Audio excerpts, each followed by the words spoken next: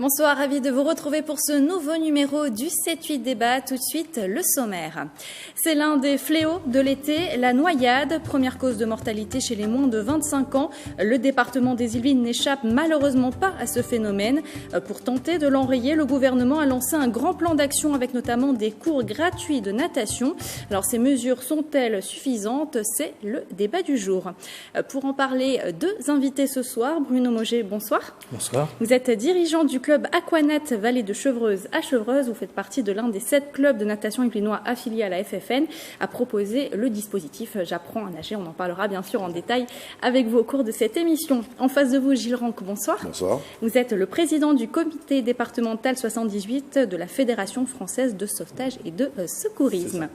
Merci en tout cas à tous les deux d'avoir accepté l'invitation. Alors un chiffre pour débuter, 597. C'est le nombre de personnes mortes par noyade en France entre le 1er juin et le 30 septembre 2018. Première question, que vous inspire ce chiffre, messieurs? Ce que nous appelle ce chiffre, c'est une difficulté à faire comprendre aux personnes qu'il y a des précautions à prendre lorsqu'on est au bord d'un étang, au bord d'un plan d'eau, que ce soit en piscine privée, en piscine publique ou en accès libre. La difficulté est là. Aujourd'hui, les personnes sont très à l'aise dans l'eau, n'ont pas peur de l'eau. La canicule, alors l'année dernière, c'était pas la canicule, quoi qu'on a eu une période très chaude aussi. Mais le souci, c'est que les gens vont se baigner n'importe où, prennent l'eau comme un élément, une source facile et sans danger, alors qu'en fait, c'est tout le contraire. Allez-y. Oui, non, allez-y. Je crois que c'est un lieu où on peut prendre beaucoup de plaisir, mais aussi qui comporte certains risques. Alors en 3 ans, les noyades accidentelles estivales ont bondi de 30%, comme on va le voir avec ces chiffres. Il y avait 1266 noyades accidentelles en 2015, 1649 en 2018. À quoi est-ce dû, à votre avis, cette augmentation de noyades accidentelles? Manque de précaution des gens et puis... par rapport aux enquêtes qui ont pu être faites sur ces catégories, ce sont des gens qui font d'inadvertance, des gens qui font des paris stupides, et puis après une méconnaissance du milieu aquatique.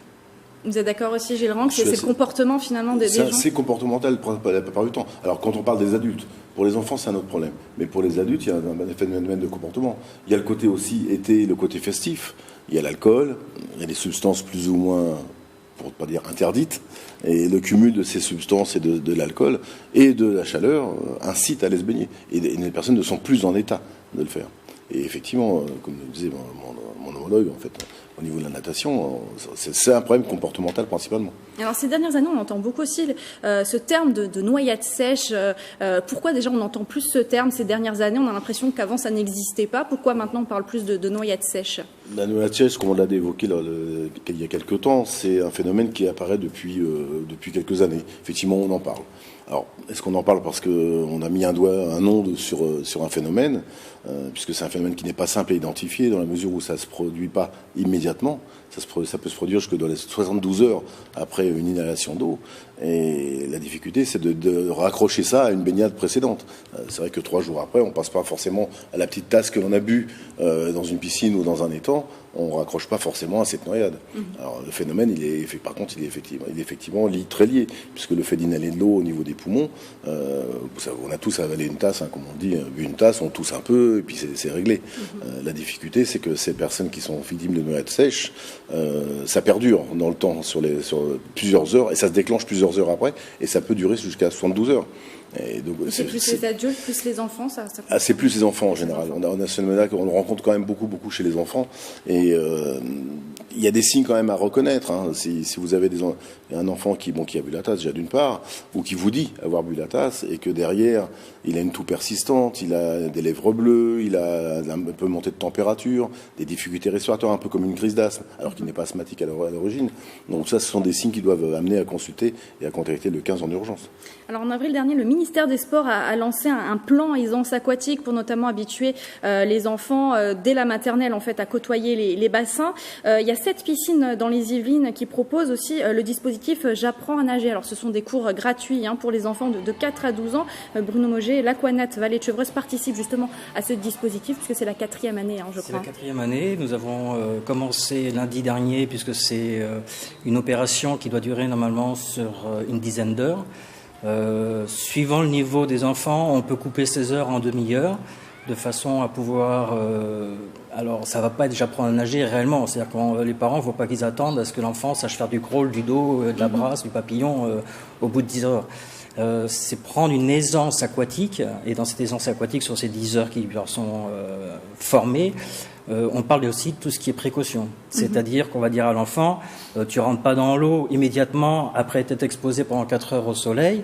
Hein, tu vas d'abord commencer par te mouiller un petit peu, tu vas t'adapter à ton environnement, et puis la première des choses qu'on va leur apprendre, c'est surtout ne pas nager avec des lunettes. Alors pourquoi ? Parce que les parents là commencent à se mettre en retrait en disant ouais mais moi mon enfant le chlore ça lui pique les yeux. Le problème dans un accident, c'est que l'enfant il a couru près d'une piscine privée, il a couru au bord de la mer, il est resté donc sans surveillance pendant un certain temps, et il va tomber à l'eau. Donc nous ce qu'on veut, c'est que avec ce système sans lunettes, l'enfant arrive à se repérer dans l'eau, arrive à se mettre sur le dos et savoir appeler au secours. Voilà ce que c'est, j'apprends à nager.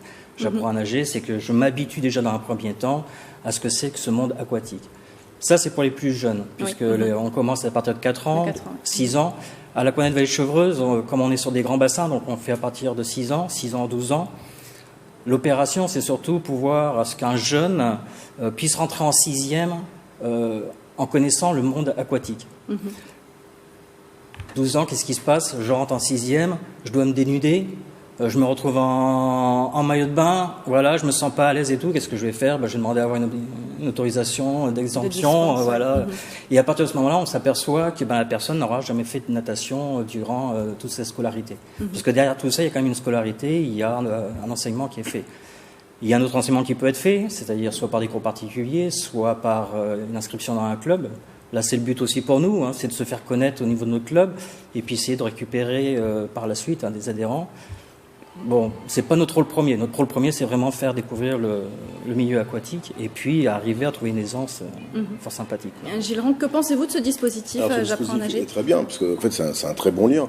Ça permet à des enfants qui, éventuellement, dans l'année, ne pourraient pas fréquenter les établissements de bain, puisque ça a quand même un coût, malgré tout. Ça a un coût au niveau de l'entrée. Là, le fait de le faire gratuit, ça peut être intéressant. Est-ce que ça touche les bonnes personnes ? Ça, c'est une autre histoire. Est-ce qu'on touche les personnes qui en ont réellement... Enfin, je dirais que tout le monde en a besoin, mais est-ce qu'on touche les personnes qui sont les plus démunies en termes de présence dans le milieu aquatique ? Après, par contre, c'est vrai que c'est intéressant, parce que pour les clubs, ça permet déjà de faire peut-être attirer un petit peu vers les écoles de natation, puisqu'il y a un gros partenariat dans les piscines, puisqu'on travaille forcément tous dans des piscines. Il y a un gros partenariat qui se fait entre les clubs de natation et les maîtres nageurs de la piscine, puisque les maîtres nageurs ont une vocation d'apprendre à nager dans un premier temps, et souvent les enfants qui sont intéressés glissent vers les écoles de natation en ayant déjà une base de natatoire et profitent après de l'entraînement dispensé par les dirigeants des clubs. Donc il y a un vrai partenariat, et le fait de les faire commencer tôt, c'est intéressant. Alors on parle beaucoup de l'école, mais finalement l'apprentissage de la natation, c'est le rôle de qui finalement ? De l'école, des parents, les deux ? C'est tout le monde. C'est tout le monde. À l'heure actuelle, quand vous donnez des chiffres importants au niveau des noyades, on est arrivé à autant d'accidents en noyade qu'accidents de la route. Donc un accident de la route, vous passez bien par un auto-école, vous passez par toute une formation. La natation, c'est pareil, il y a une formation à faire et c'est à chacun de prendre ses responsabilités et de savoir qu'un jour ou l'autre, on peut se retrouver soit au bord d'une piscine privée, au bord de la mer. Pour un adulte, voilà ce qui s'est passé dernièrement pendant la canicule. Vous avez un adulte qui prend le pari pour épater sa copine de traverser la Seine à la nage. La Seine, il y a des courants et il n'est pas arrivé jusqu'à sa copine, quoi. Voilà, donc, Alors justement, parlant d'accidents mortels, la semaine dernière, un homme de 21 ans s'est noyé dans l'étang des Bauches à Cher, où la baignade d'ailleurs était interdite dans cet étang. Du coup, la ville a lancé une campagne d'affichage choc qu'on voit s'afficher à l'écran. Est-ce que selon vous, ce type de campagne peut faire prendre conscience des dangers de la baignade ? De toute façon, ça peut pas être mauvais. Moi, ce qui m'ennuie dans ce genre de campagne, c'est non pas le message qui est passé, c'est que les gens, ça n'arrive qu'aux autres. Les autres ne sont pas bons, les autres n'ont pas l'habitude, les autres ne savent pas nager, les autres. Vous prenez n'importe qui, même ce que ce soit sur la route, l'accident, c'est toujours de la faute de l'autre. On a un motard qui tombe, c'est forcément de la faute de quelqu'un d'autre.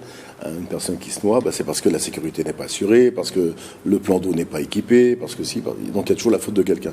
Personne, aujourd'hui, très peu en tout cas, se disent je dois prendre mes responsabilités, je dois me prémunir, je dois faire attention, je donne des conseils à mes enfants et à mes ados, surtout à mes ados, je suis en train de dire, qui sont livrés à eux-mêmes, et j'essaie de leur expliquer que c'est dangereux. La difficulté, elle est là. Donc le rôle des parents est primordial, puisque les acteurs, comme que ce soit les maîtres nageurs ou les dirigeants de club, eux reçoivent des enfants.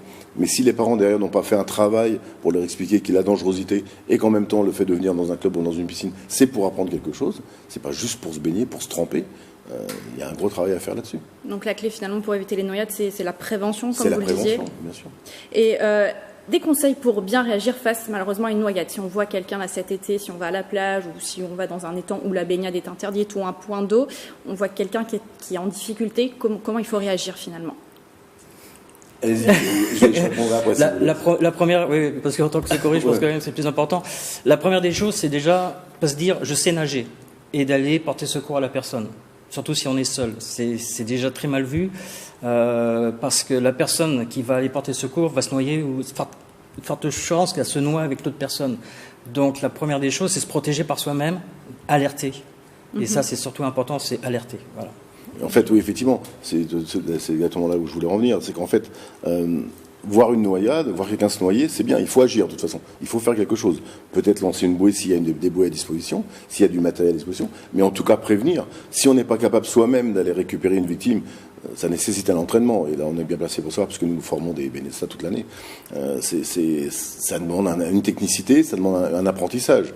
Maintenant, si on surévalue ses capacités à aller chercher quelqu'un, comme le disait M. Auger, on va se retrouver avec 2 victimes au lieu d'une. Par contre, ne pas sortir son portable pour faire un film et un snap en disant « Ouais, les copains, vous avez vu, il y a un gars qui est en train de se noyer ». Non, aller prévenir, ça serait carrément plus intéressant. On essaie qu'il y ait toujours des sauveteurs à proximité. Et si c'est une plage qui n'est pas surveillée, eh bien, prévenir les secours, tout simplement. Et au moins attendre et dire « Voilà, c'est là-bas », pour montrer au moins la direction. Si on n'est pas capable d'y aller, on ne va pas se mettre en danger inutilement. Alors c'est la fin de cette émission déjà. Merci en tout cas d'avoir accepté l'invitation. Merci à vous d'avoir suivi cette émission bien sûr que vous pouvez retrouver sur notre site tv78.com, également toutes les autres émissions 7-8 débats de cette saison. Je vous souhaite à tous d'excellentes vacances.